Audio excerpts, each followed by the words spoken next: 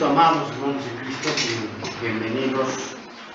Con la gracia de Dios estamos un día, domingo más, compartiendo la palabra, tratando de seguir siempre adelante en la mira y el propósito que Dios tiene para con nosotros, que es conformarnos a la imagen de nuestro Señor Jesucristo.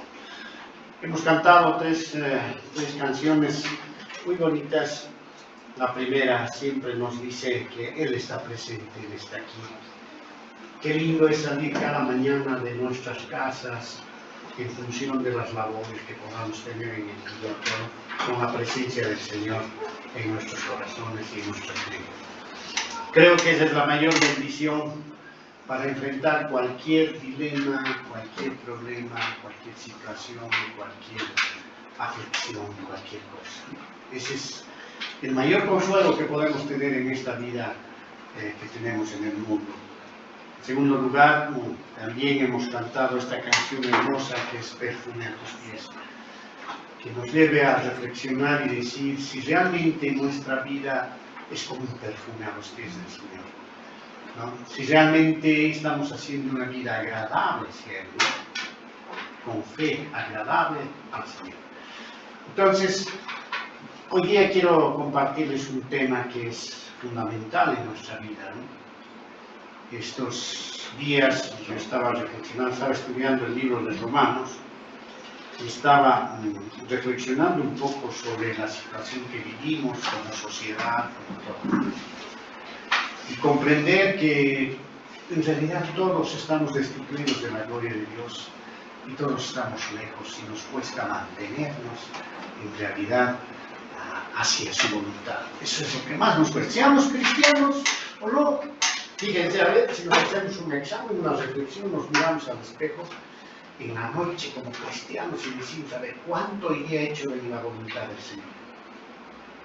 Creo que nos aplazamos, ¿no? Así es. Bien difícil, ¿no? Pero no imposible porque el Señor está con nosotros.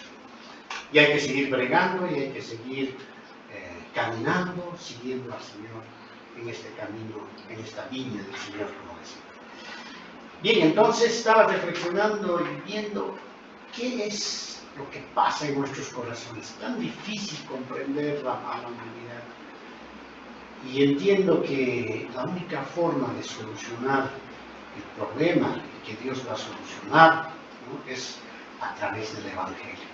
Cuando el Evangelio penetra en nuestros corazones en su verdadera dimensión, el plan revelado de Dios, ¿no?, el plan revelado de Dios va a entrar en cada poro de nuestro ser, ¿sí? En cada unidad de nuestra mente, de nuestro corazón, va a estar tal vez inyectado de tal manera que podamos responder a todas las cosas. Bien, en base al libro de Romanos, vamos a reflexionar y vamos a ver el tema del Evangelio. La prédica que hemos seleccionado, que he puesto de título, a ver, ¿qué es el Evangelio? ¿Y qué representa el Evangelio para nuestras vidas? Entonces, antes de comenzar, vamos a orar al Señor y vamos a entregar este momento importante. Amado Señor, te damos gracias siempre porque nos permites estar contigo, Señor. Nos abres la puerta, nos abres tu corazón, Señor, para que podamos acercarnos a ti, Padre Santo. Muchas gracias por tu misericordia, por tu amor bendito, a pesar de que no lo merecemos. No somos dignos de ti, Señor, pero tú siempre estás abierto a escucharnos, a oírnos, a darnos oportunidad, Señor. Gracias, Padre amado, por todo. Y te pido de todo corazón que ilumines a tu siervo en este momento para que comunique tu palabra, esa palabra que no hemos reflexionado durante toda la semana, y para que tú, ¿no?, toques el corazón de todos mis hermanos, de todas las personas que tengan la oportunidad de oír este mensaje y llegue a sus corazones, Señor, y nos apropiemos de ese mensaje, de esas buenas nuevas que tú has preparado para todos nosotros. Gracias, Señor, te lo pido siempre en el hermoso nombre de nuestro Señor Jesucristo. Amén. Bien, les pido por favor que todos puedan abrir su libro en Romanos, el libro de Romanos. es un libro hermoso. Hace unos días estuve apoyando a una familia que tienen problemas, la mamá, los hijos. Uno de los hijos le han operado del riñón y ya está con otros problemas adicionales. Y estuve reuniéndome con ellos, les he dado algún material y estuve hablando con ellos y orando para que ellos se conviertan al Señor, entreguen su vida al Señor, ¿no? ¿Sí?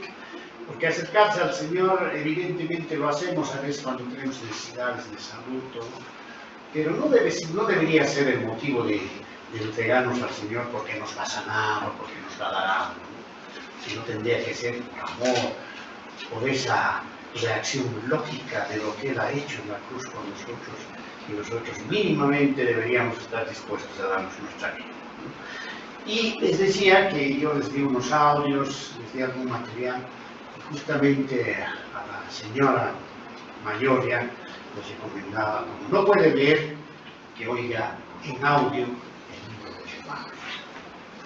El libro de Romanos. ¿Por qué? Porque ella todavía no comprende cómo es este concepto, esta doctrina de lo que es la salvación. Entonces, el libro de Romanos me trae claramente esa doctrina y lo vamos a compartir a través del Evangelio. Entonces, estuvimos hablando, Dios quiera que ellos puedan acercarse, les invitamos a la iglesia, a ver si se animan en algún momento. La gente dice, sí, voy a ir, que a veces tiene miedo, tiene muchas cosas, pero bueno, hay que insistir y a ver si Dios toca esos corazones y puedan un día visitarlos. Romanos 1, 16, 17.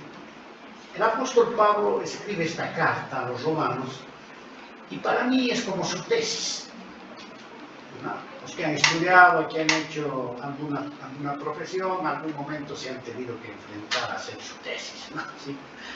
Su tesis como una forma de culminación de su forma de pensar, de su formación, ¿no?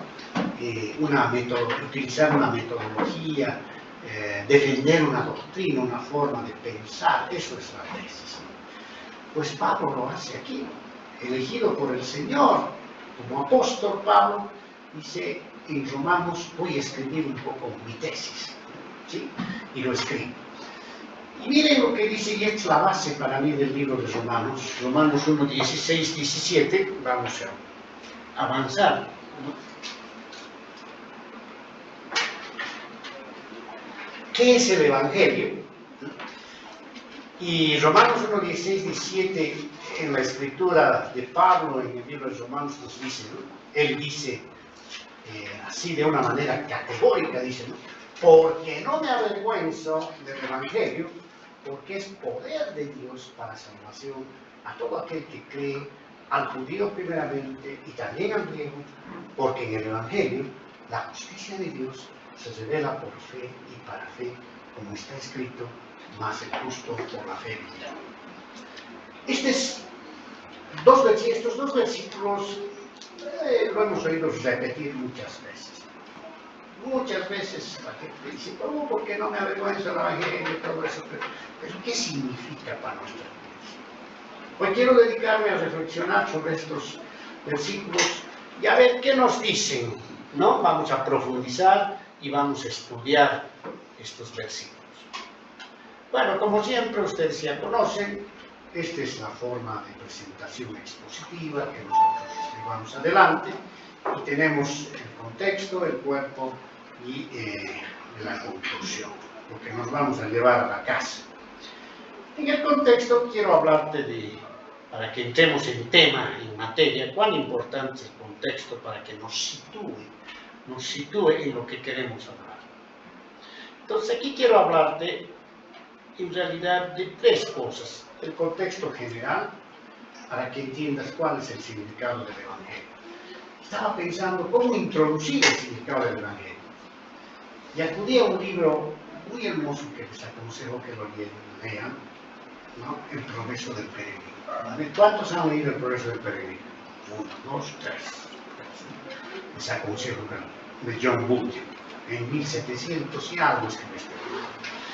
Esta obra de John Bunyan, que escribió desde la cárcel, básicamente, y estaba en la cárcel por predicar el Evangelio, por predicar la palabra, lo metieron en la cárcel, ¿no? Y él valientemente aguantó en la cárcel y escribió esta obra, que es una alegoría hermosa, es una alegoría cristiana muy hermosa, ¿no? Donde el protagonista de esta obra se llama Cristiano.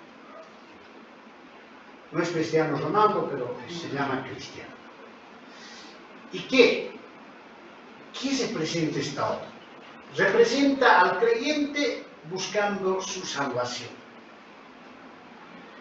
Relata el camino de este cristiano, de esta persona, su viaje desde la ciudad de destrucción hacia la ciudad celestial.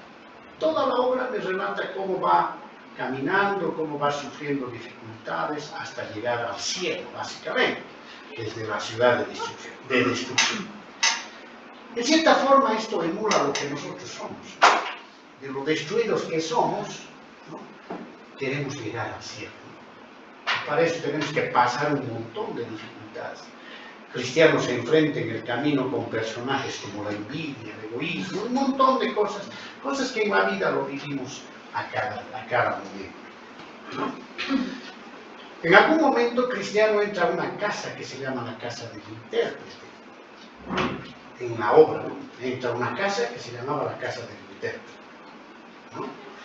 Y allí se muestran varias escenas de diferentes situaciones que enseñan verdades espirituales muy importantes y que Cristiano va asimilando para su vida, ¿sí? En una de esas escenas, Cristiano entra a una habitación llena de polvo, tremendamente, sucia, que nadie podía vivir allá. Estaba tan sucia la habitación que nadie podía vivir, ¿sí? Y aparece un hombre que comienza a barrer la habitación. Se empieza a barrer. Pero en vez de limpiar el polvo, se levanta, hace más lío, ¿no? Levanta más polvo, ¿sí? Y empeora el aire, ¿no? La respiración. Y la situación es peor todavía, ¿no? Y después aparece una mujer con agüita, quien agarra y empieza a rociar el suelo. Empieza a rociar el suelo y el polvo va cayendo, y de esa manera la habitación puede ser limpiada por completo. Esta alegoría, esta pequeña metáfora que nos cuenta John Bunyan en su obra, tiene una interpretación espiritual muy interesante que lo podemos compartir. El polvo en la sala, ¿qué representa? Representa el pecado original de la corrupción. La corrupción interior que tenemos en el corazón. Y lo que nos habla el libro de Romanos. Estamos corruptos interiormente, ¿no? La corrupción. El que empieza a barrer y levanta polvo, ¿quién cree que sea? Las reglas morales, las leyes, la ley. Cuando la ley intenta limpiar el corazón, el polvo se levanta, ¿no? Mencionamos algo de la ley, es rato, nos sentimos como el polvo se levanta, pero en realidad la ley no nos cura. Es como un espejo donde nosotros podemos vernos y el espejo nos muestra que nuestra cara está sucia, pero no me lava la cara, ¿no? La ley es así. Nos muestra dónde estamos fallando, pero no nos limpia. No nos purifica el corazón. Con esto no estoy diciendo burlen la ley, ¿no? Sí. Pero es así el papel de la ley en el mundo. Para eso Dios trajo la ley, para manifestar el pecado. Y el hombre que empieza, que se llama a barrer, lo único que hace es levantar. Y eso representa la ley. La jovencita que trae el agua, y el agua cae y el polvo empieza a bajar, y poco a poco la habitación se empieza a limpiar, representa el Evangelio. El Evangelio de la gracia de Dios, ¿no? El agua calma el polvo y permite que el cuarto sea limpiado de forma verdadera y agradable. ¿Cuánta gente estamos viviendo así? con la ley, sujetos a la ley de una manera así, ¿no? Levantando más polvo que otra cosa, ¿no? Y cuando acudimos a la gracia, al Evangelio, muy pocas veces. De hecho, al Evangelio lo dejamos de lado, tal vez ni le damos prioridad. Es el Evangelio, amados hermanos, que nos revela la fe en Jesucristo. Es el Evangelio el que realmente purifica y limpia el corazón. Es el Evangelio el que realmente transforma la vida de nosotros cada día. ¿Se dan cuenta? No se olviden que aparte de nacer de nuevo, cada día debemos ser transformados, ¿no? ¿Y cómo nos vamos a transformar? Con el Evangelio. Con vivir el Evangelio. Entonces, ese es más o menos en introducción lo que representa el Evangelio para nuestras vidas, ¿no? Y no debemos desechar. Segundo, el contexto inmediato, el libro de Romanos, que lo resumo rápidamente. Este libro, el tema central de este libro es la justicia de Dios. Es la justicia de Dios. El que entiende Romanos, ¿no? Según el dicho de algún teólogo, el que entiende Romanos y hace una buena interpretación del libro, entiende la Biblia. Con eso les digo todo. Montón de personas, teólogos famosos, padres del cristianismo, se han convertido gracias al libro de Romanos. San Agustín, ¿no? San Agustín, una persona que era bebedor, mujeriego, todo, y un día leyó una porción de Romanos en su jardín y se convirtió. Lutero, Martín Lutero, el padre de la Reforma, era un sacerdote católico, y iba a ser nombrado obispo, pero entendió que la salvación no era como lo propagaba el catolicismo, sino entendió que la salvación era por fe, la justificación del hombre era por fe. ¿Y dónde estaba escrito eso? En Romanos. O sea que el libro de Romanos, y puedo nombrar muchos más, ¿no? Tiene un historial impresionante de que ha tocado a nuestras vidas, particularmente también la mía. ¿Cuántas veces no me he preocupado de estudiar y volver a estudiar el libro de Romanos? Es impresionante, ¿no? ¿Cuándo escribe Pablo esta carta? Cuando hace su tercer viaje misionero, ¿no? Y Pablo le escribe a la iglesia de Roma. ¿Qué era la iglesia de Roma? Era una iglesia de puros gentiles, no judíos, que se había aparecido, no sabemos ni cómo apareció, y estaban en Roma congregándose. Ni siquiera Pablo fue el fundador de esa iglesia. Pero Pablo se enteró que había cristianos en Roma y dijo: quiero visitarlos, quiero ir donde ustedes, quiero compartir con ustedes enseñanzas y quiero compartir, darles mi bendición, ¿no? Entonces Pablo estaba con esa idea de visitar Roma, y desde Éfeso les escribe una carta donde manifiesta ese deseo y les expone la doctrina del Evangelio. ¿Sí? Escribe esta carta, como lo había dicho hace un momento, como su tesis, no para corregir un error doctrinal como lo hizo cuando escribió a los corintios, ¿no? A los corintios les dijo: están haciendo mal. No, a los de Roma más bien para alentarlos, ¿no? Y decirles, afirmarles en la doctrina del Evangelio, ¿no? Y además Pablo tenía un deseo, quería visitar España. Y quería pasar por Roma antes para visitar España. La tradición no nos confirma si Pablo fue a España o no, si llegó a ir, ¿no? Pero ese era su deseo, ¿no? De llevar el Evangelio hasta España. ¿Sí? Mediante esta carta lo que hace Pablo es exponer, enseñar la justicia que procede de Dios. Eso es lo que hace Pablo en esta carta. Es bien interesante el bosquejo de esta carta, para que ustedes lo tengan presente hasta para leerlo. El capítulo 1 y 3 plantea el problema de la justicia. Yo lo he puesto con pura pesa, el problema. capítulo 1 al 3. ¿Cuál es el problema de la justicia? Que Pablo expone que todos estamos depravados en nuestro corazón y que somos culpables.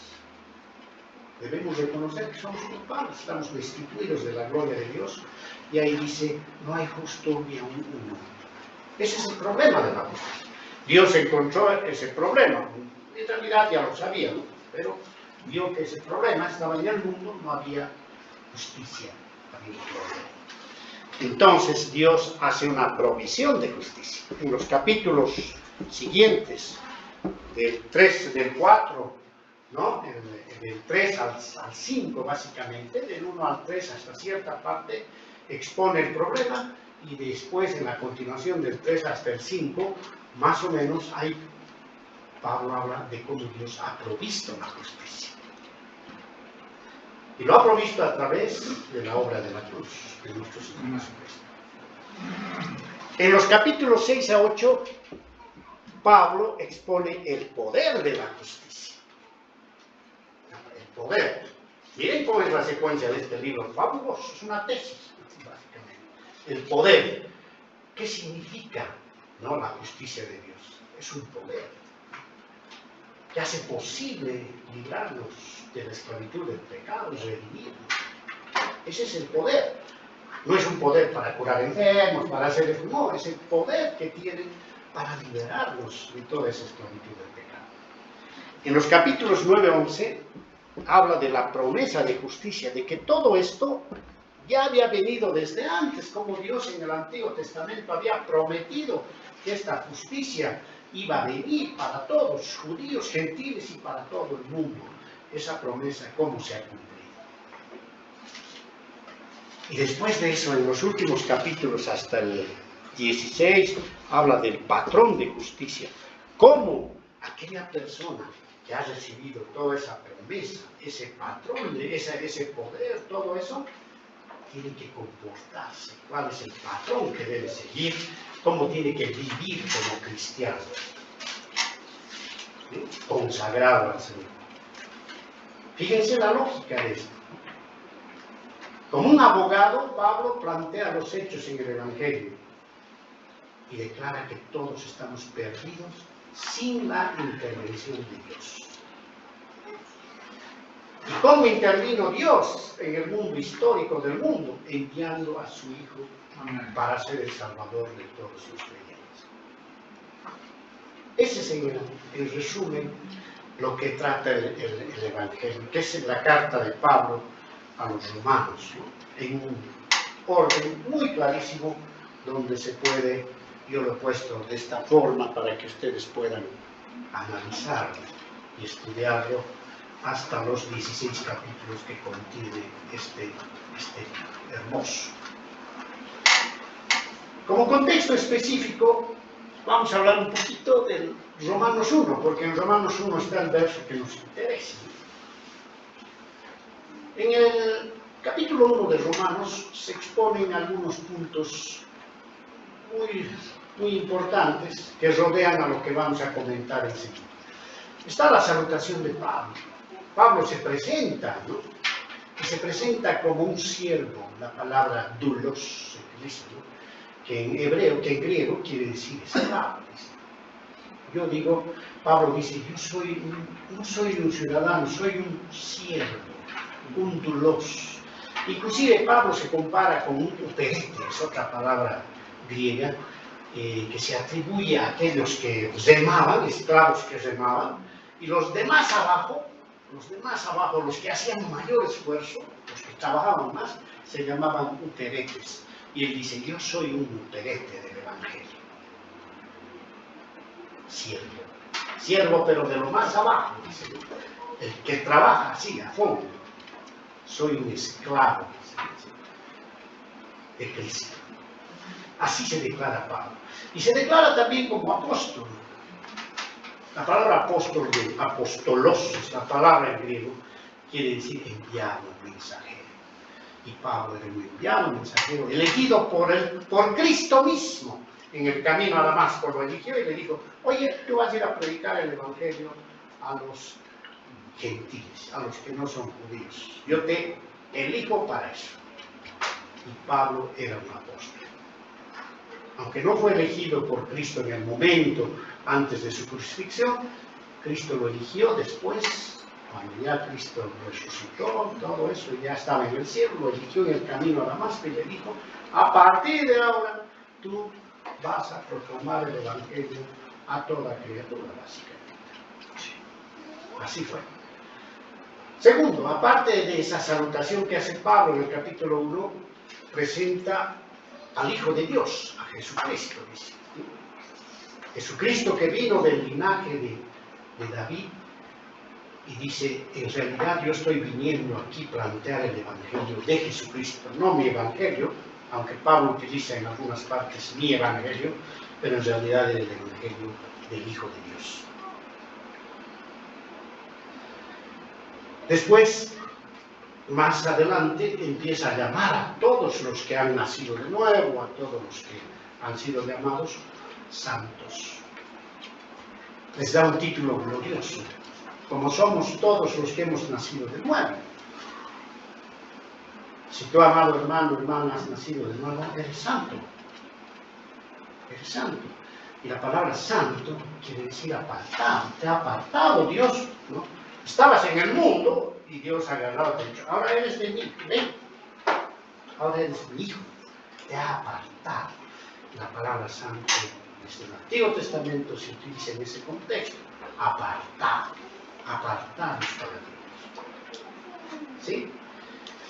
Después Pablo en este capítulo expresa su deseo, ¿no?, de ir hacia Roma, como les había explicado hace un rato, y también tenía el deseo de ir a España, ¿no? Y Roma era su camino. Después en los versos 16 y 17 habla del poder del Evangelio que ahora vamos a comentar, y que es la base de todo el libro, porque Pablo está planteando el Evangelio en todo el libro. Y en los versos 1:18 hasta el capítulo 3 habla de la culpabilidad del hombre y que no hay excusa, que todos estamos destituidos de la gloria de Dios y que todos somos malos en realidad. Todos somos malos, pecadores. De ahí parte su tesis de Pablo. No dice que hay buenitos, qué buen tipo, qué buena gente, no. Eso plantea Pablo, nuestra depravación total en el corazón humano. Si no hay un reconocimiento de esto, el Evangelio cae, ¿no? Sí. Es la tesis de Pablo. Bien, en ese contexto podemos entrar ya a lo siguiente y vamos a hablar de los versículos en cuestión. Yo lo he dividido así para que haya comprensión, que tengamos un buen entendimiento de estos versículos, ¿no? Porque no me avergüenzo. El Evangelio, según el análisis que hacemos de estos versículos, lo podemos dividir en tres. Primero, que no es vergüenza, no es en negativo. Segundo, que es poder. Y tercero, que es justicia. Los versículos nos llevan a eso. No es vergüenza, es poder, es justicia. Y si lo dividimos, el versículo dice: no es vergüenza, ¿no? Porque no me avergüenzo del Evangelio, dice. No es una vergüenza. Es poder, porque es poder de Dios para salvación a todo aquel que cree, al judío primeramente y también al griego. Y tercero, es justicia, porque el Evangelio, la justicia de Dios, se revela por fe y para fe, como está escrito: más el justo por la fe vivirá. Así que vamos a comentar estos tres aspectos lo mejor posible para que ustedes, por favor, se lleven una clara enseñanza de lo que es esto. Primero, voy a ponerlo así. Ya. No es vergüenza, porque no me avergüenzo del Evangelio. Entonces, voy a acudir esas tres cosas. En realidad, no deberíamos tener vergüenza del Evangelio, porque el Evangelio es una confesión pública, es una confrontación contra el orgullo, y el Evangelio nos da identidad como hijos de Dios. Entonces vamos a ponerlo así. Ahí están las tres cosas, ¿no? Primero, el Evangelio es una confesión pública. ¿Ya? En el mundo, vamos a ir un poquito a la historia donde vivía Pablo, en el mundo greco-romano, el Evangelio era visto como un escándalo. El que seguía a Cristo era un escándalo, porque representaba a un Mesías crucificado y teóricamente derrotado. Ah, no, están siguiendo a un derrotado, muchas veces decían eso, ¿no? Muchos lo veían como una debilidad en esa época. Ser cristiano no es una debilidad. Tampoco el cristianismo representaba para esas épocas un poder político y militar. No había poder de esa naturaleza. Entonces los que muchos decían cristianos era, pues decir cristiano era como una vergüenza, ¿no? ¿Se acuerdan ustedes de Nicodemo, ¿no? Que fue de noche a buscarlo al Señor Jesucristo, ¿no? Quería charlar con él, tenía sus curiosidades, y fue de noche. ¿Por qué fue de noche? Porque tenía vergüenza que volvieran con él, básicamente. Se sentía curioso, atraído, ¿no?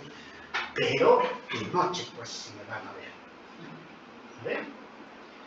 El ser partícipe de ese evangelio, ¿no? Prácticamente se veía como una vergüenza. El evangelio parece, hoy en día, ¿no? Muchas veces que yo hablo con personas, y hablo del evangelio, todo eso de la Biblia, pero eso es obsoleto, eso es en el mundo científico, donde yo estoy metido, ¿no? Sí, decir muchas veces que tienes fe o el evangelio te venga, eso es, ¿no? Como debilidad, como vergüenza, ¿sí? Pero aquí Pablo entra con todo de nuevo y con toda fuerza y dice, yo no me avergüenzo del evangelio. Te hago una pregunta, ¿te avergüenzas del evangelio? Y lo digo porque he visto en mucha gente, en muchos hermanos cristianos, vivir una doble vida. Vas a la iglesia cristianita, ¿no? Dices, yo soy cristiano, yo no me avergüenzo del evangelio.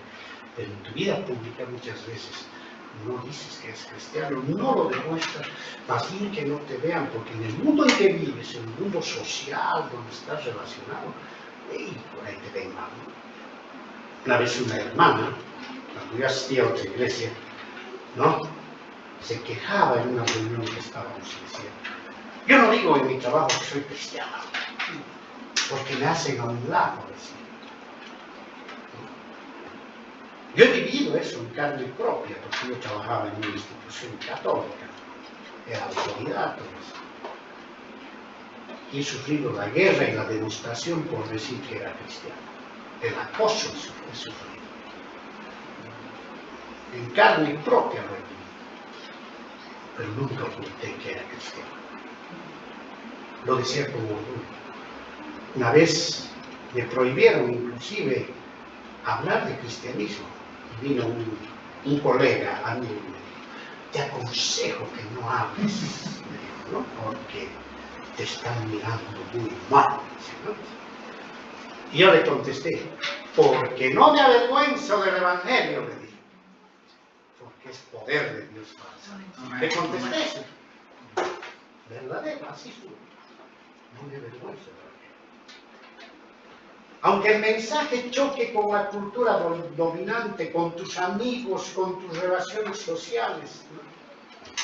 El evangelio debería producir una convicción y una valentía espiritual y no una vergüenza. Así debiera ser, como nos enseña Pablo. No me avergüenzo indica una confesión firme. No me avergüenzo. Y Pablo, ¿dónde lo dice? En un mundo hostil al cristianismo. ¿Qué significa avergonzarse, no? Negar externamente lo que se cree internamente. No, yo no soy cristiano, aunque por dentro sí, calladito. Un colega profesor le decía, ¿no? Sí. Yo ponía mis versos, su examen, dice, ¿no? Y sus versículos, ponía un versículo al final. Pero desde la rectoría le habían prohibido, ¿no? Nunca más pongo, ya no quiero decir que soy cristiano. Lo amenazaron. ¿Cómo hubieras actuado tú? ¿No? Ahí está. Miren lo que dice nuestro Señor Jesucristo en Marcos 8:38. Se los voy a leer, ¿no? Es tremendo lo que nos dice. Porque el que se avergonzare de mí y de mis palabras en esta generación adúltera y pecadora, el Hijo del Hombre, o sea, Cristo, se avergonzará también de él, cuando venga en la gloria de su Padre con los santos ángeles. El que se avergüence de mí, yo me avergonzaré de él. Y creo que lo peor que nos puede pasar es que Cristo sienta vergüenza de nosotros. ¿Sí?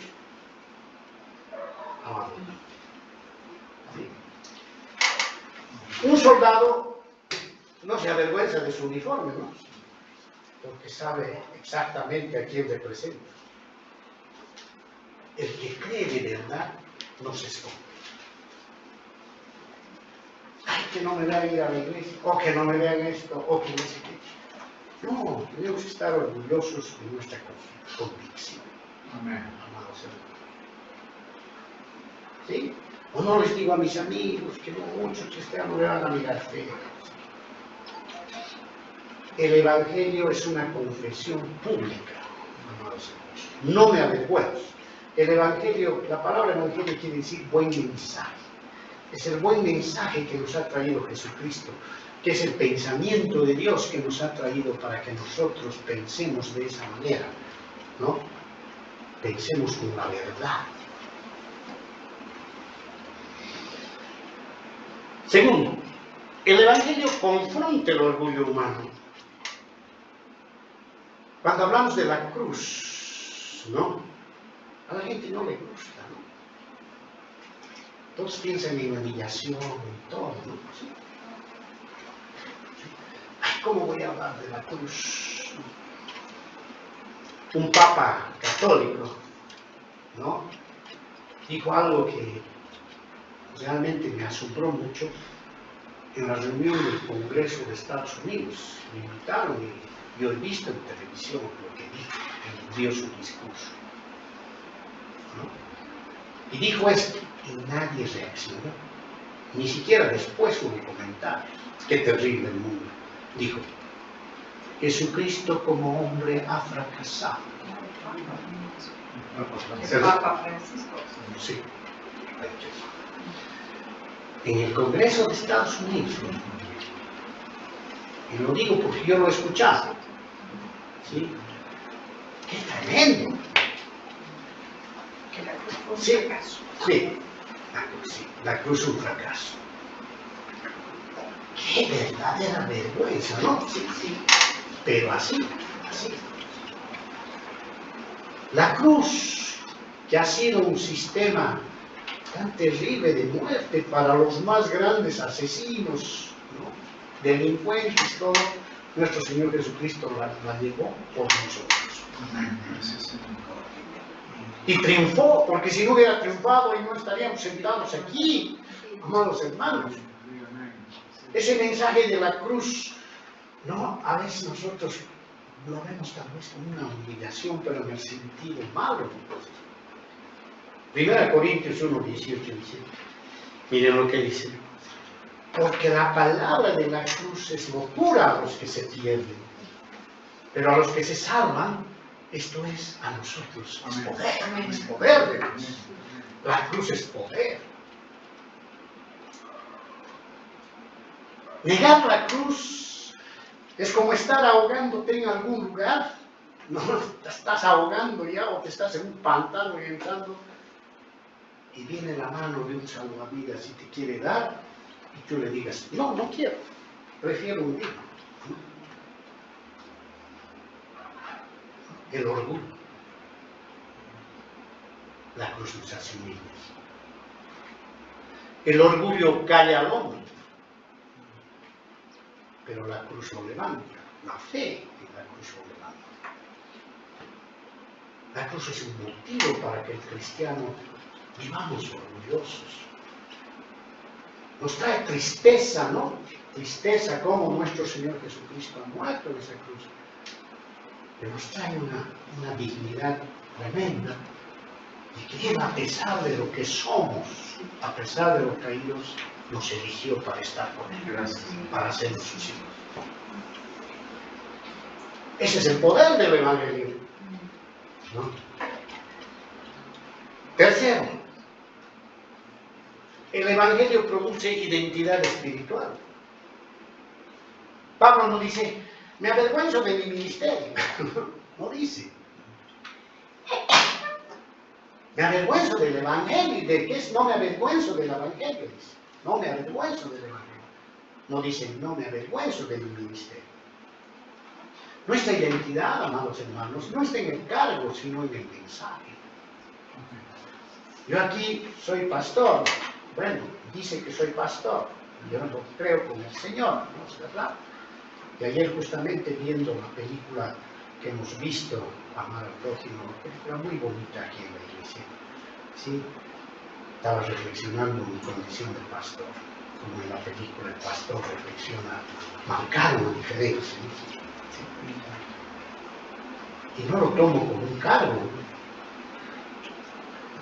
no lo tomo como, no es un cargo, no es una jefatura, no es una jerarquía organizacional. El pastor es un hermano más que tiene que estar, y no hay que mirarlo al hermano, hay que mirar el mensaje. Amén. ¿Ves? Ese es el, ¿no? Esa es la condición, ¿no?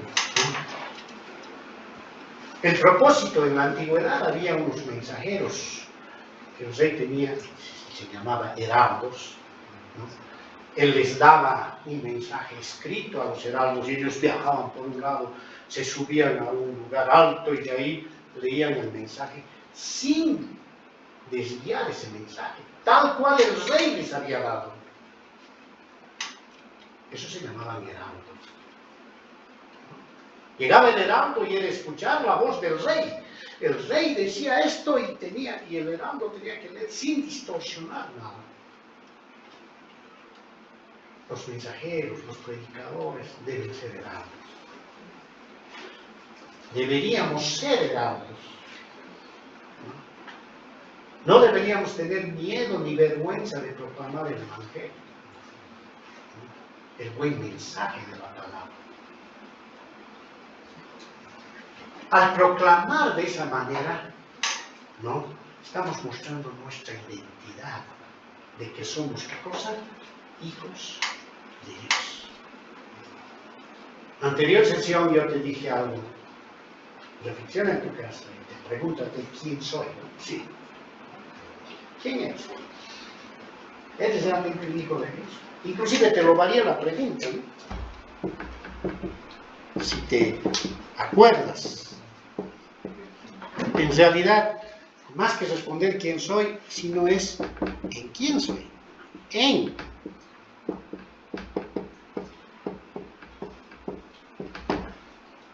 quién soy? Yo soy en Jesucristo.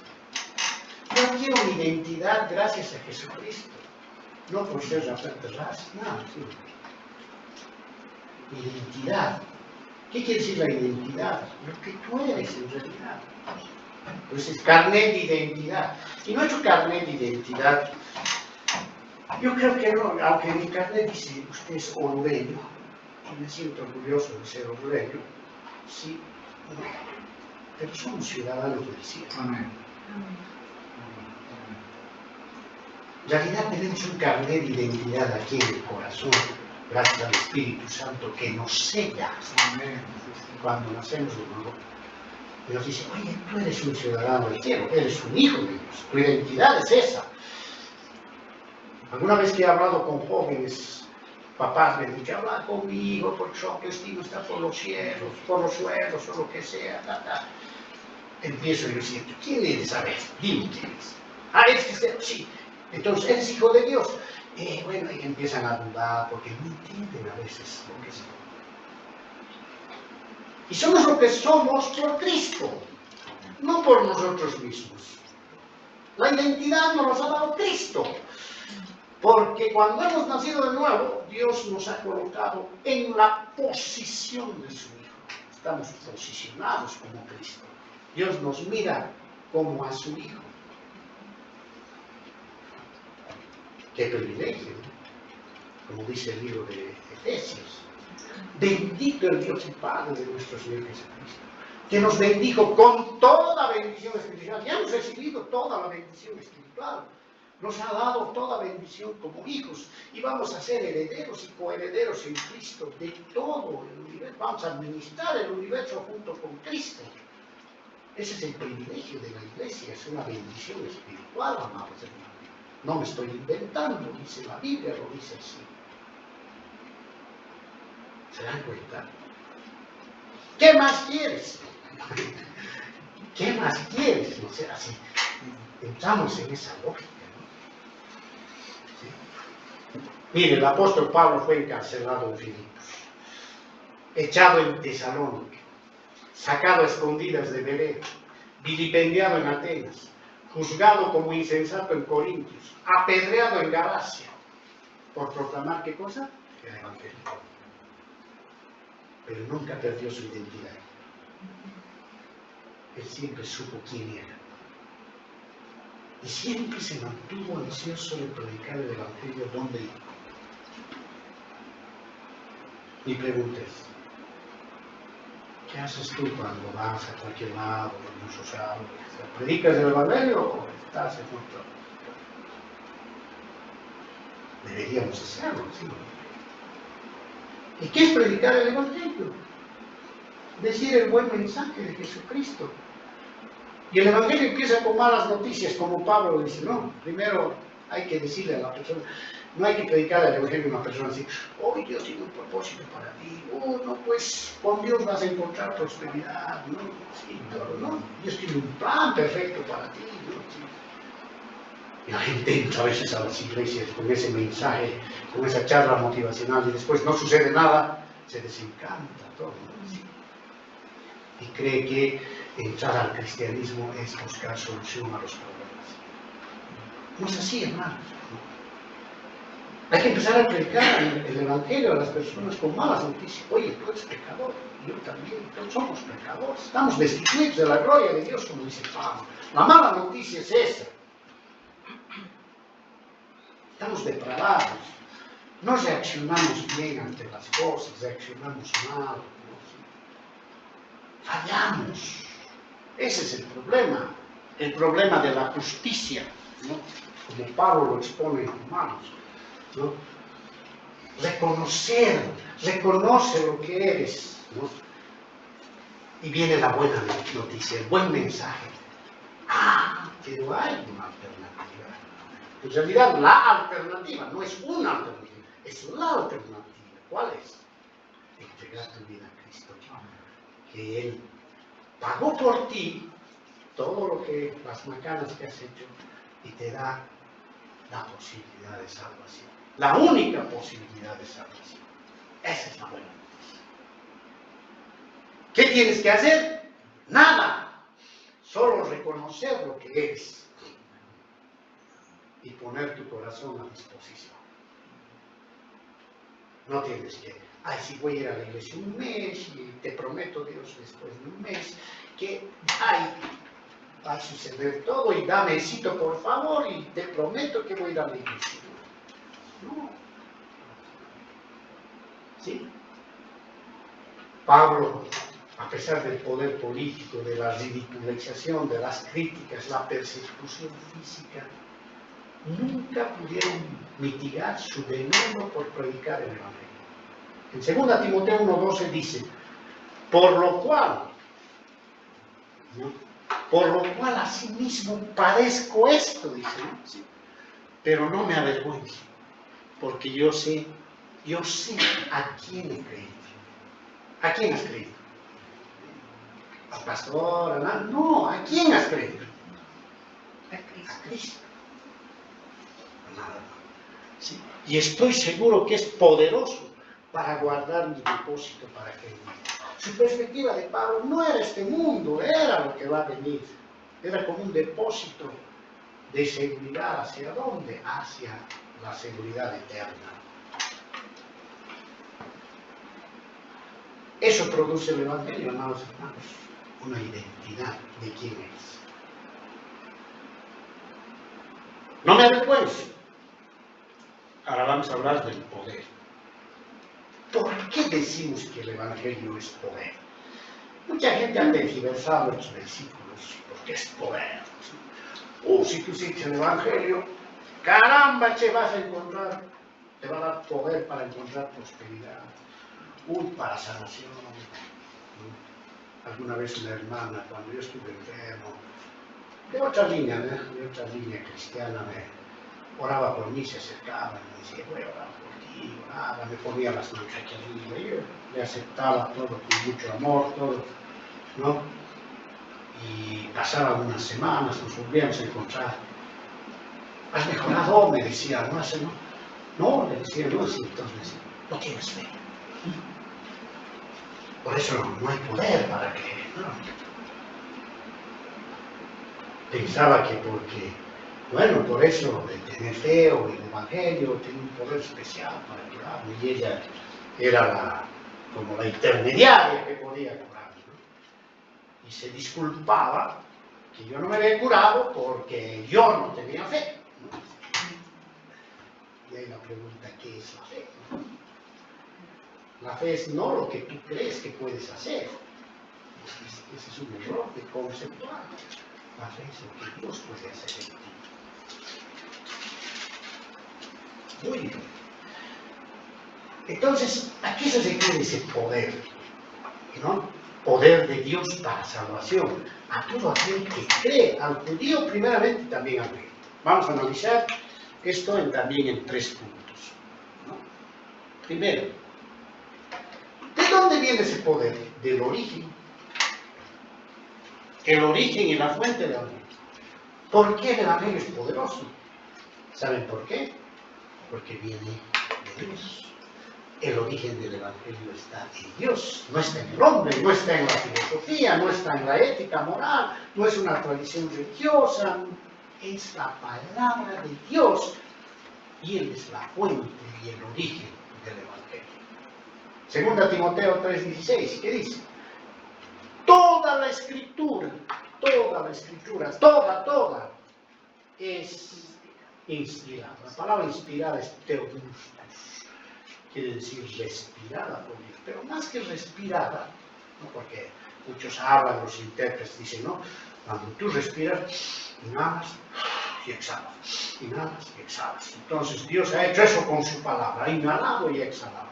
En cierta forma, pero más que todo esta palabra inspiración se refiere a que Dios es la fuente, el origen.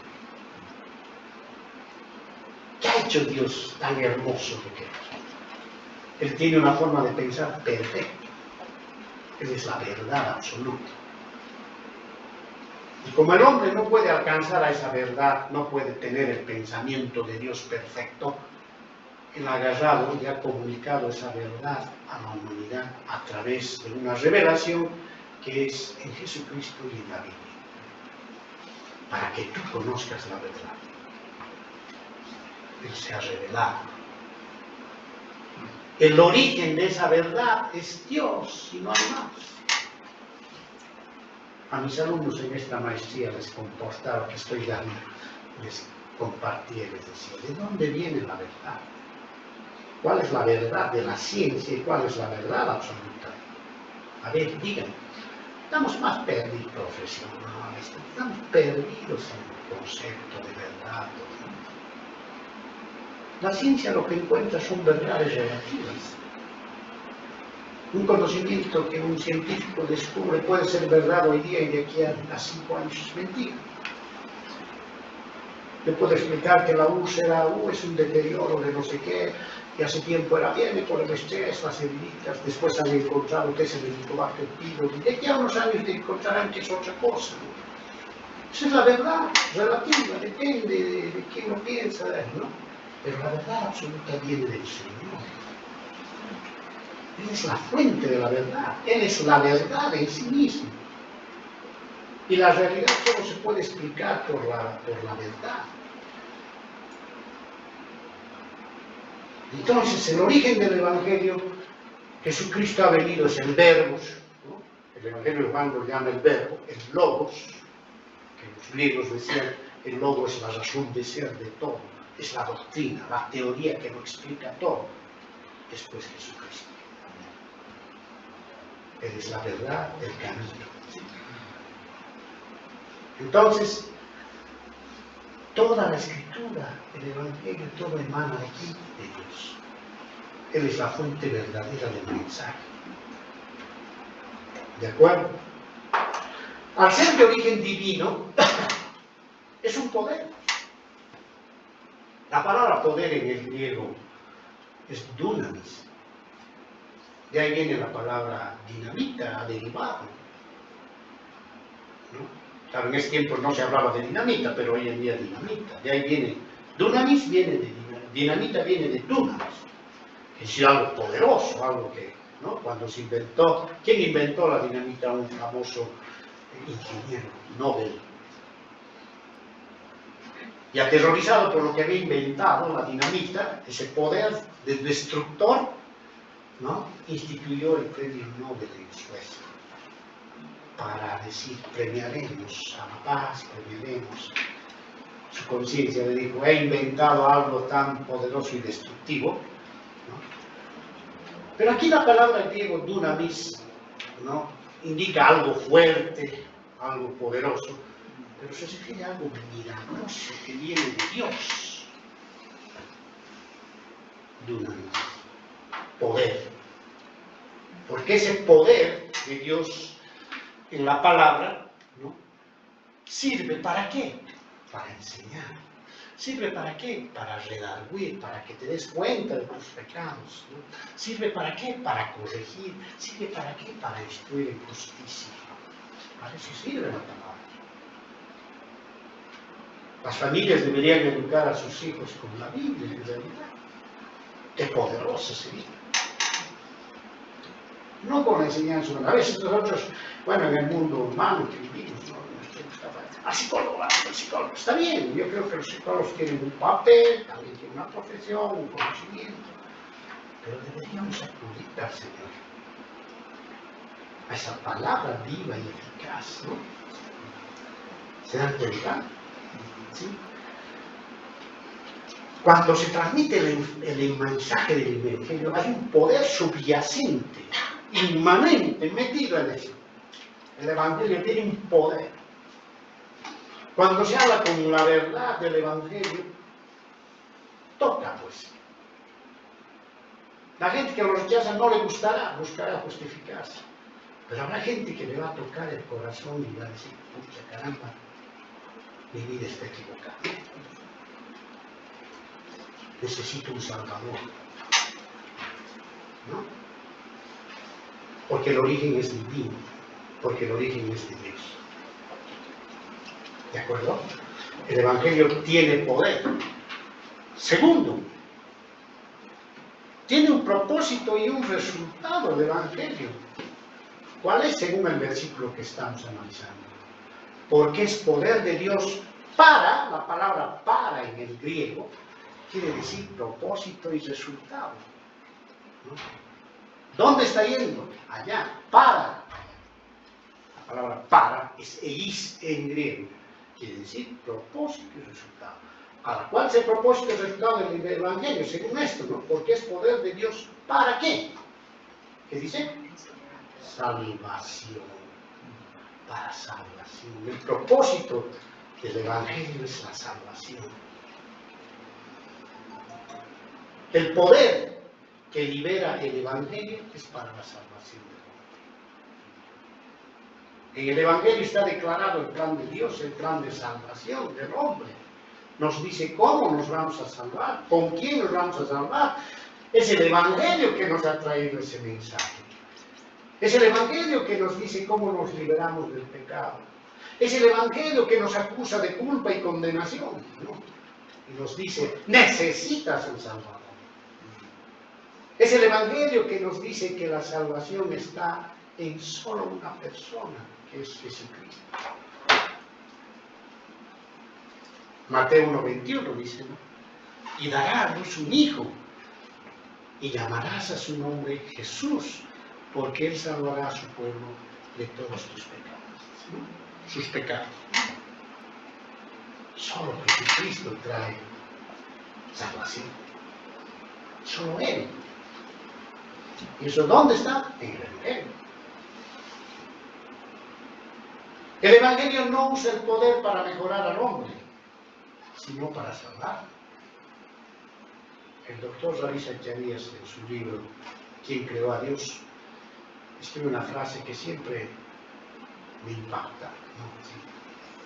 Fallecido el doctor Ravi Zacharias, un hombre de Dios tremendo, filósofo, teólogo, ¿no? Un hombre apologista que defendía la fe a rajatabla, no se avergonzaba del Evangelio.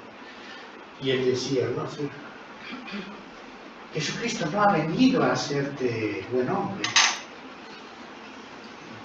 no ha venido a mejorar tu vida, ha venido a darte vida, porque estabas muerto. O sea que en realidad, si somos cristianos,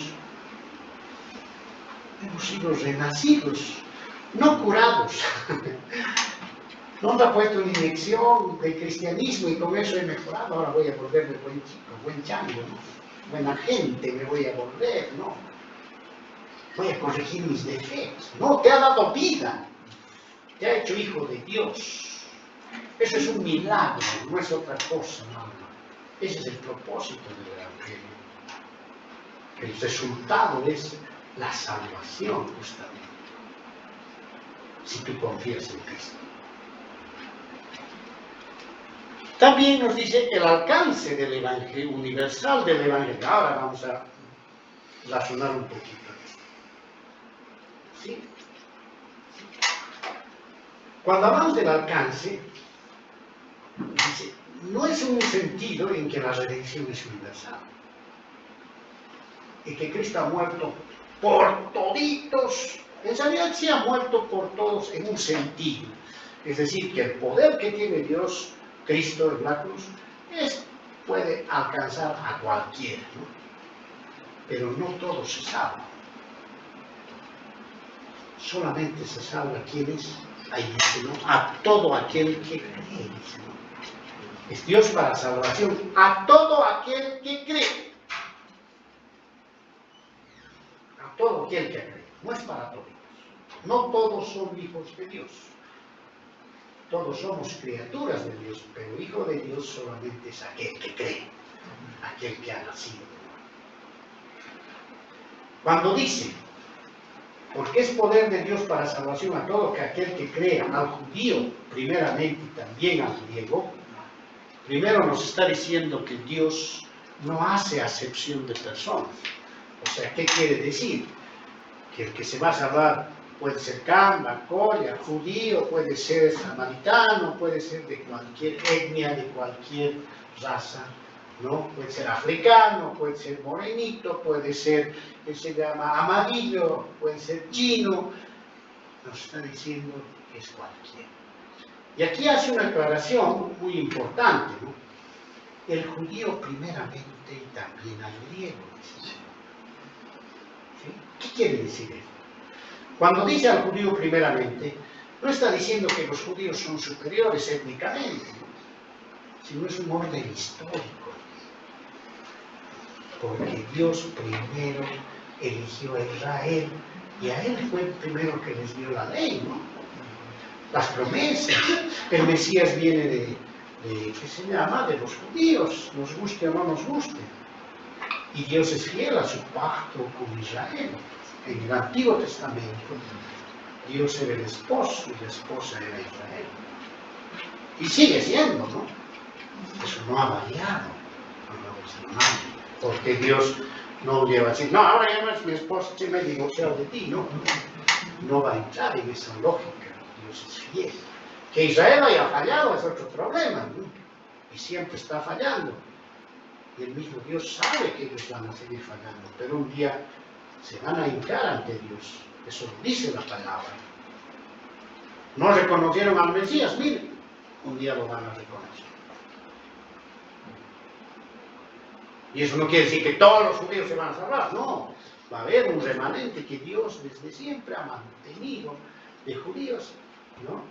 Y muchos están insertados, están junto a la iglesia, han creído en eso. Pero el pueblo de Israel siempre ha sido especial para nuestro Señor. En Éxodo 19:6, miren lo que dice Dios. Y vosotros me seréis un reino de sacerdotes, gente santa. Estas son las palabras que dirás a los hijos de Israel. Jesucristo en el Nuevo Testamento, en Mateo 15:24, miren lo que dice. Él respondiendo dijo, no soy enviado sino a las ovejas perdidas de la casa de Israel. Entonces, ¿qué sucedía? Cristo cuando vino se acercó primero a los judíos. Pablo empezaba siempre su prédica cuando dijo, primero con los judíos y después a los gentiles, a los griegos. Griego aquí es un término, no está diciendo solamente los de Grecia, sino en general a todos los que no eran judíos, llamados gentiles. Nosotros somos gentiles porque no somos judíos y nos ha llegado el Evangelio. Pero primero siempre era predicado a los judíos. Al judío primeramente y después también al griego. Así fue. ¿No es verdad, amados hermanos? Entonces, fíjense cómo Dios está misericordioso. Piensa en todos, pero sabe que no todos van a responder a ese evangelio. Y no está pensando solamente, voy a salvar a los ateos de tal raza o de tal, o solo los judíos nomás, porque son superiores étnicamente. Mentira. Dios siempre en su plan ha tenido planeado expandir el evangelio, la salvación a todos, ¿no? Por eso estás sentado aquí. Si eres salvo, no eres judío, pues. Ha dicho, no voy a salvar a los forureños. Ay, ya, caramba, ¿no? Bueno, no. Dios a todos siempre da la oportunidad. El problema es que nosotros no tomamos esa oportunidad, no queremos esa oportunidad, ¿no? En nuestro corazón siempre hay un rechazo. Después, ¿no? Hay tiempo todavía, soy joven, todo eso. No queremos todavía. Pero después es tarde.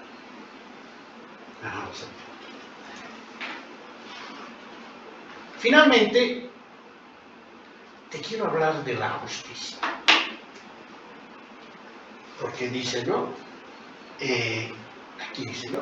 Porque en el Evangelio, la justicia de Dios se revela por fe y para fe, como está escrito, más el justo por la fe vivirá. La palabra justicia viene de una palabra griega, dikaiosune, es la palabra. ¿Pero qué quiere decir esta palabra? Quiere decir equidad, quiere decir justificación, pero depende mucho del contexto, la interpretación que se da según el contexto. ¿Qué quiere decir? ¿No? Que Dios tiene un atributo fundamental, Él es santo, es justo, no al 100%, al infinito. Eso es un atributo de Dios. Pero ese atributo no nos ha querido comunicar, no nos ha pasado. Por eso también nosotros tenemos aunque un entendimiento no completo de justicia, ¿no? Por eso también el hombre ha creado justicia, ¿no? Esa justicia de Dios no se produce, se revela. ¿Qué quiere decir se revela? Que Dios lo ha manifestado porque Él quiere. La justicia no viene, algunos dicen, no hay la historia del derecho de los romanos o de tal, de los griegos, en toda la historia, ¿no? Que el hombre ha ido construyendo la justicia. No, es una revelación de Dios. Dios, ¿no? Y esa justicia se está revelando continuamente de Dios, esa justicia de Dios. No es un descubrimiento humano, es una revelación divina, ¿no? Ahí está, ¿no? ¿De acuerdo? ¿Qué es la justicia de Dios? Para que vayamos entendiendo. Es la rectitud, ¿no? ¿Qué quiere Dios? Que nosotros seamos rectos ante Él, así como Él es recto. Quiere que seamos rectos. Legalmente, que no seas culpable, quiere Dios. Pero eres culpable. Por tanto, no puedes acercarte a Dios, que Él es totalmente justo, ¿no? Hay un estatus legal, ¿no? Legalmente no puedes acercarte a Dios porque eres pecador, eres ilegal, no eres justo. Y Dios es justo. ¿Cómo te acercas a Dios? Ay, me voy a volver bonito. No. La única forma que Dios ha visto que tú te acerques como justo, sin ser justo, es a través de una justicia imputada. Que otro tome tu lugar y pague tu deuda. Tú tienes una deuda, no eres justo, tienes una deuda ante Dios. Entonces Dios ha dicho, ¿cómo hago que esta mi criatura, yo lo mire como justo? Pague esa justicia que yo estoy exigiendo, porque yo soy justo, ¿no? Si Él no puede pagar, entonces su deuda la vamos a imputar a mi Hijo, a Jesucristo.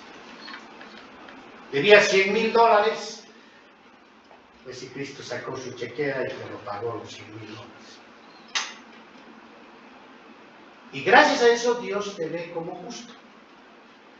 Te ve como justo. No te ha hecho justo porque todavía sigues bien. Te ve como justo y gracias a eso tú puedes entrar a su presencia y estar reconciliado con Él. ¡Qué maravilloso! ¿Quién va a hacer eso? ¿Ver? Eso se llama justificación. Eso se llama justificación. Y es una revelación de Dios. El hombre no puede hacer eso, ¿no? A ver, que te lo pague, no más de tu deuda de 10 pesos. Ay, se lo voy a pagar. Ni siquiera la actitud, ¿no? A ver. Imagínense, hermanos. Y alcanzar ese estado de rectitud, lo dice Pablo en el libro de Romanos, es por fe. No hay otro camino. ¿Por fe en quién? En Jesucristo, en la obra de la cruz. De principio a fin. No hay otro camino. Esa justicia revelada. La justicia es una obra de Dios, justa de Dios, revelada. ¿No? Y que puede ser recibida únicamente por la fe. ¿Por la fe en quién? En Jesucristo. Esta justicia no tiene nada de justicia humana. Es una justicia imputada. 2 Corintios. Al que no conoció pecado, por nosotros lo hizo pecado, para que nosotros fuésemos hecho justicia de Dios en Él, lo que les he explicado. ¿Quién no conoció pecado? Jesucristo, era perfecto.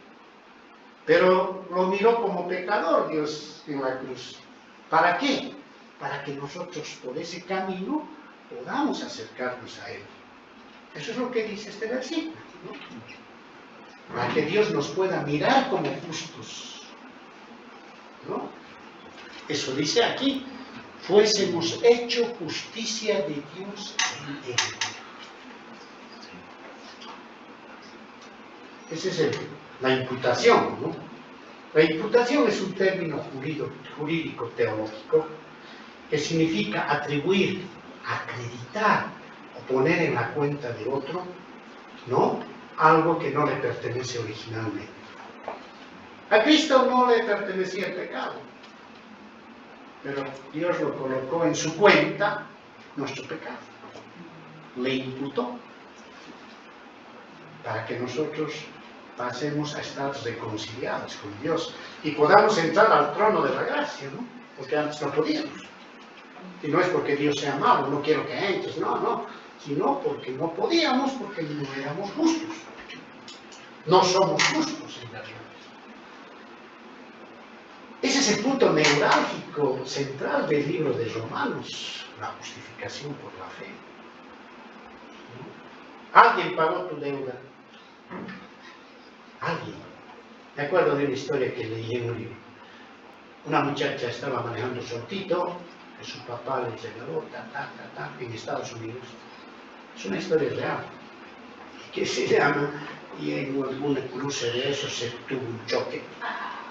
Y en Estados Unidos, por cualquier infracción, te llevan a la corte.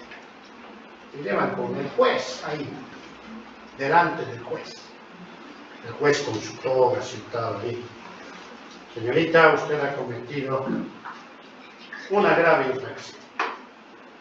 Así que le da su discurso, todo, usted ha infringido la ley, todo, manejando, todo eso, no ha cumplido ciertas normas.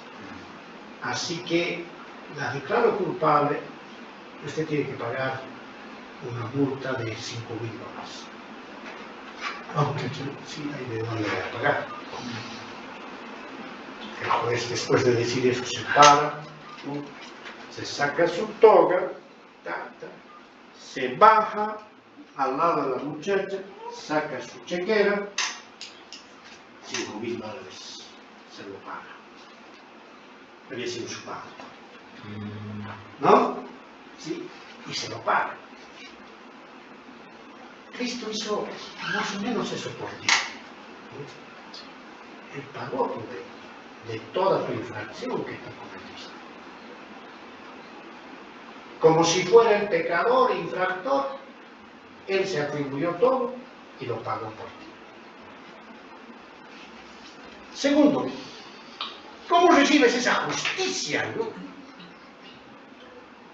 El medio por el cual recibes esa justicia es la fe. Es por fe. Por fe. La fe es el medio, no es el mérito. La única forma en que puedes recibir esa gracia salvadora es ser declarados justos ante Dios es por la fe y la confianza en la obra expiatoria de Cristo. La palabra fe quiero que lo entiendas bien, ¿no? Más que simplemente creer en algo, sí es creer, ¿no? Sí es creer, pero más que todo la palabra es pistis y significa confianza. Quiere decir que tú pones toda tu confianza en ¿quién? En Jesús. Muchas veces tú hablas de fe propia, ¿no? Yo tengo fe y con fe voy a lograr lo que quiero. Voy a lograr, dices, ¿no?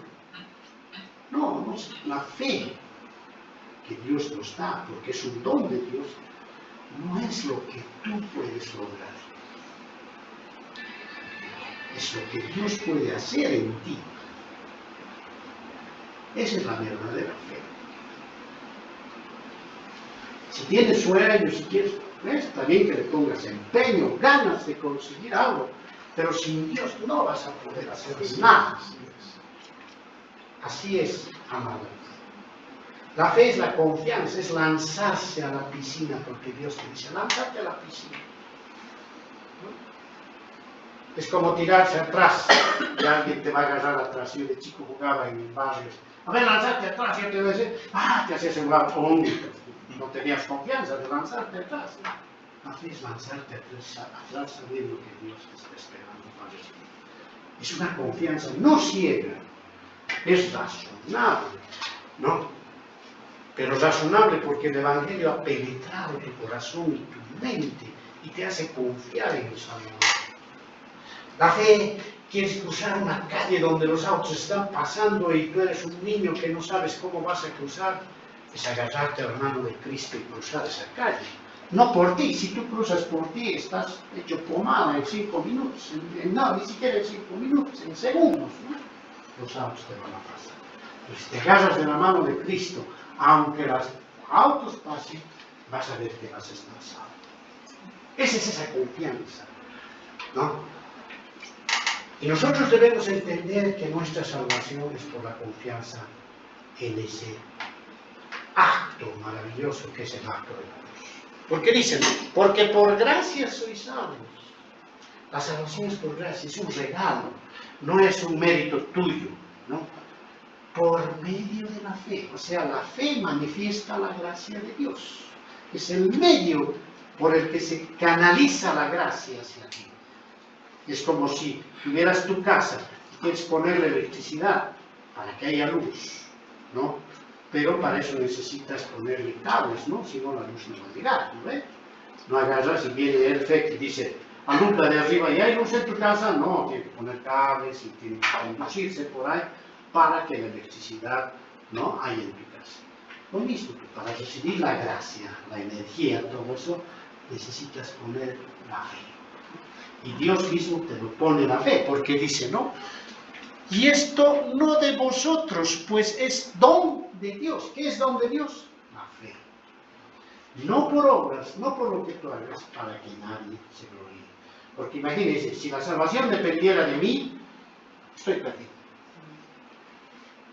O si la salvación dependiera de mí, digamos, podría decir, pues caramba, lo que yo he hecho para ser salvo. Sí, pues he hecho un secretito, un tip te voy a dar para que seas salvo. Tienes que hacer esto, tienes que hacer esto. Así son las charlas motivacionales, ¿no, amados hermanos?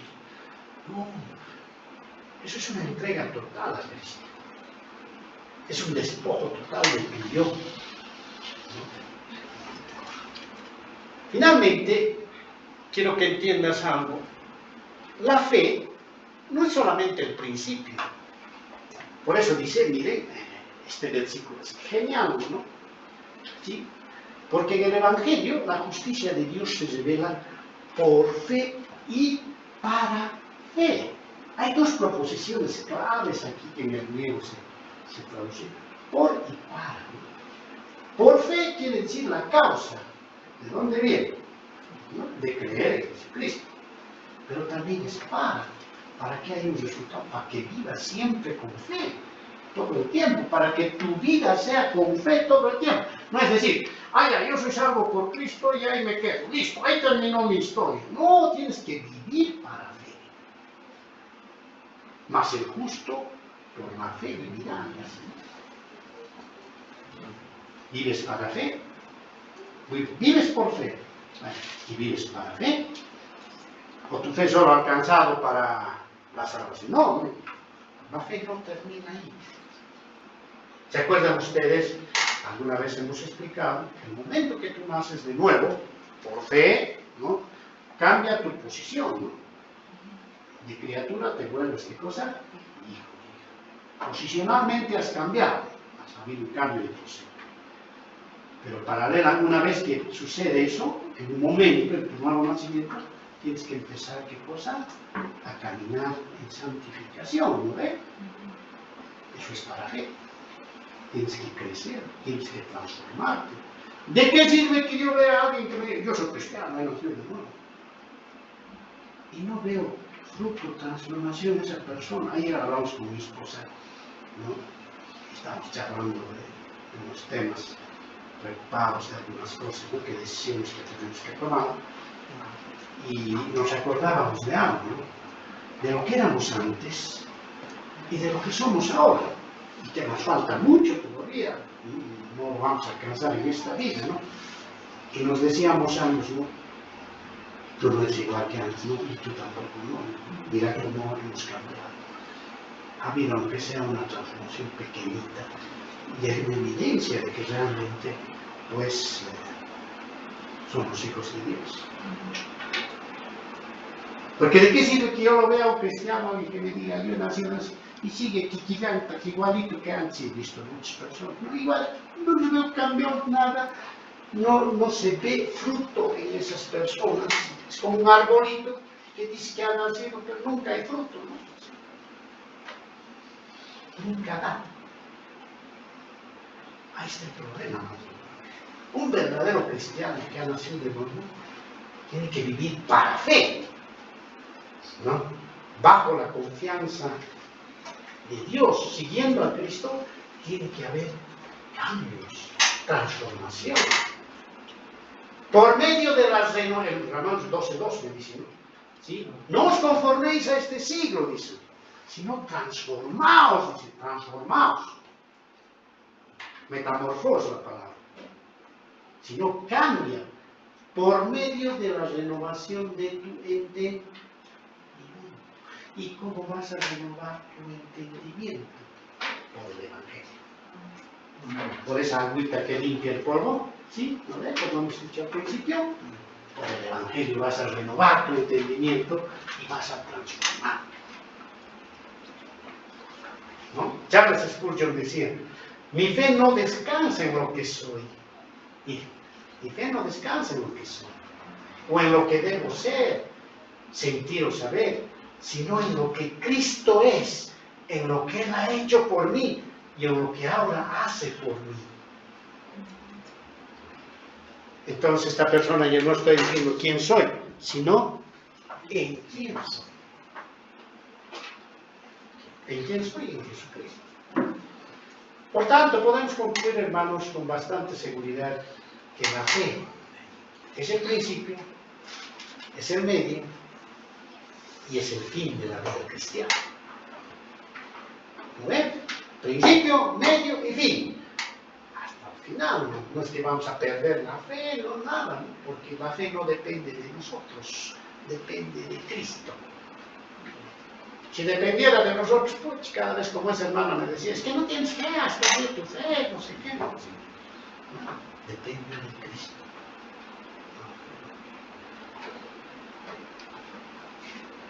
Finalmente, las conclusiones te las digo rápidamente de esto para que te lo lleves a casa como resumen. El Evangelio no avergüenza, empodera, es un poder, como hemos dicho, ¿no? La salvación es obra exclusiva de Dios, tú no te salvas. Si la salvación dependiera de mí, estoy perdido.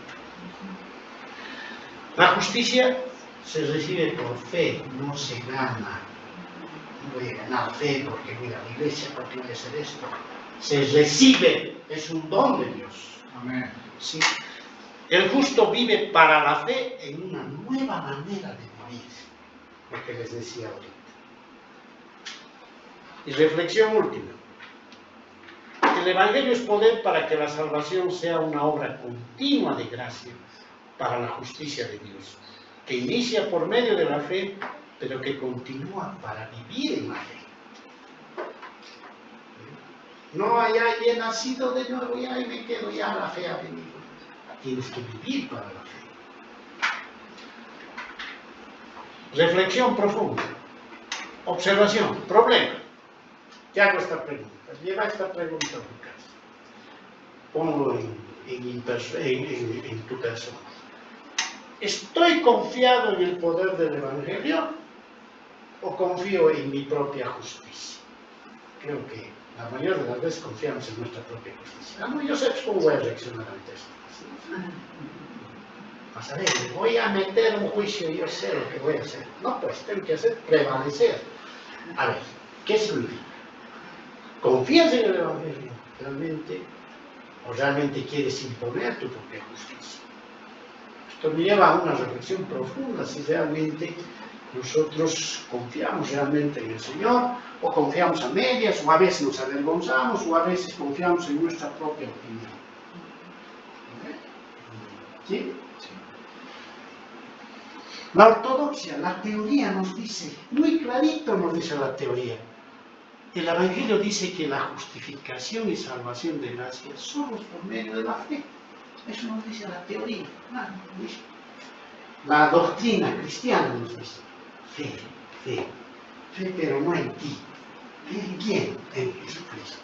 Pon tus manos en tu vida, no tus manos, tu vida en Jesucristo. Entrégate, ¿no? ¿Se acuerdan? Alguna vez hemos predicado qué significa la consagración de tu vida a Dios. ¿Se acuerdan? Sobre Romanos hemos predicado. ¿Alguien me hace recuerdo? ¿Qué es consagrarte? ¿Qué significa estar consagrado a Cristo? A Dios. ¿Ah? ¿Ya? Hemos predicado en base a ¿qué? A Romanos 12, 1, 2. Hermanos, no os conforméis, como dice, sí. Os ruego por las misericordias de Dios que presentéis vuestros cuerpos en sacrificio vivo, santo y agradable a Dios, que es vuestro culto racional. Entregada, una vida entregada. Entrega tu vida a Cristo. Tu cuerpo quiere decir todo, tu mente, tu alma, tu espíritu. Que entreguéis, que presentéis vuestros cuerpos. Y luego dice, no os conforméis a este siglo, una vida separada. ¿No? No estoy diciendo que vais a vivir en una cueva, pero sepárate del mundo, de muchas influencias del mundo. No os conforméis, sino transformaos por medio de ¿qué? De la renovación de vuestro entendimiento. ¿Para qué? Para que comprobéis cuál sea la buena voluntad de Dios, agradable y perfecta. Ay, ¿cuál será la voluntad de Dios para mi vida? Ahí está el proyecto, que te entregues, que te separes y que te transformes. Eso es consagrarse a Dios. Eso te dice la teología y eso lo haces por fe, por una confianza total en el Salvador. Luego, la práctica, ¿no? Que tienes que crecer, pues bueno, te repito lo que hemos dicho, tienes que transformarte, ¿no? Por tanto, nosotros, miren lo que dice, el propósito de Dios, ¿cuál es? Que un día te conformes igualito a Cristo, que seas quiquillante a Cristo, ¿no? No es que vas a ser Dios, pero que no. Y eso va a suceder, ¿cuándo? Cuando mueras. Pero toda tu vida encaminada quiere ser igual que Él. Caramba, vas luchando cada día por ser como Él. Y mire lo que nos dice, ¿no? 2 Corintios. Por tanto, nosotros todos, mirando a cara descubierta como un espejo, la gloria del Señor, ¿no? Somos transformados de gloria en gloria en la misma imagen como por el Espíritu del Señor. Miren, aquí dice, somos transformados. No dice, me voy transformando, sino que el Señor mismo te está moldeando, te está transformando. Ni siquiera lo vas a hacer solo, ¿no? Es una obra épica, solito voy a hacer. No, el Señor está contigo. ¿Por qué? Porque tienes fe en Él, no en ti. ¿Sí? Y finalmente, obediencia, ¿no? El Evangelio dice que obedezcamos, ¿no? Para fe y justicia igual que Cristo. Romanos 5, porque así como por la desobediencia de un hombre, los muchos fueron constituidos pecadores, así también por la obediencia de uno, los muchos serán constituidos justos. ¿Quién desobedeció? Adán. La desobediencia de un hombre, Adán. Y nosotros hemos heredado esa desobediencia, esa capacidad de desobedecer. Entonces, Cristo nos ha enseñado ¿qué cosa? Obediencia. Y aquí se resumen los 3 principios de esta iglesia. Bueno, no son de esta iglesia, son de la Biblia. La ortodoxia, la ortopraxis y la obediencia. La ortodoxia es la doctrina sana que tenemos que ir metiendo en nuestra cabeza. La ortopraxis, la práctica de eso, el fruto que tenemos que dar de manera obediente.